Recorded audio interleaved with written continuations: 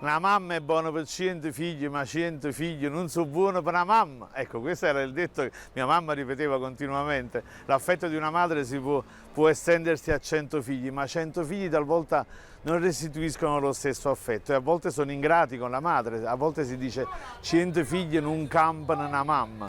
Meraviglioso. Chi non sta a sentire a mamma e padre va a finire a non è nata. Beh, se la mamma è l'affetto più caro, va da sé che il giuramento più affidabile a Napoli, quello insomma più sicuro, riguarda naturalmente la madre, per cui il napoletano quando giura, se la mamma è viva dice "a da morì mamma", se la mamma è morta "goppa all'anima mamma".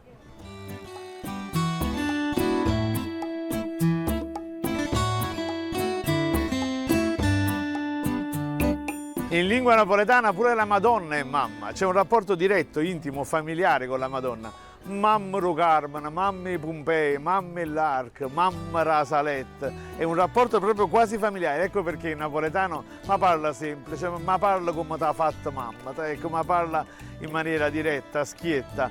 Per i più napolegni, a mamma è anche un accrescitivo, questa è una cosa proprio complicata, che mi pare a mamma ro fridde, cioè una persona ultra freddolosa, è un accrescitivo, freddolosissima, oppure Giuseppe Capaldo, lo voglio citare nella canzone A tazze e caffè, quando dice "Voi siete a mamma del passatore", a mamma la più grande passatore, la donna che cambia e scambia di continuo. Quando un figlio è troppo legato alla falda della camicia, alla pettola della mamma, chi le pettulelle mamma? Beh, in questi casi è il caso di dire a chi è troppo pettulelle mamma, a chi è troppo figlioli di mamma, voglio a ricette fier e mamma, cioè prendi le tue cose e vai via, renditi indipendente. Smammare è un termine meraviglioso, che se mammare vuol dire allattare al seno, quindi dipendere sempre da qualcuno, farsi guidare da un'altra persona, smammare con la S privativa vuol dire allontanati dal seno materno, comincia lo svezzamento.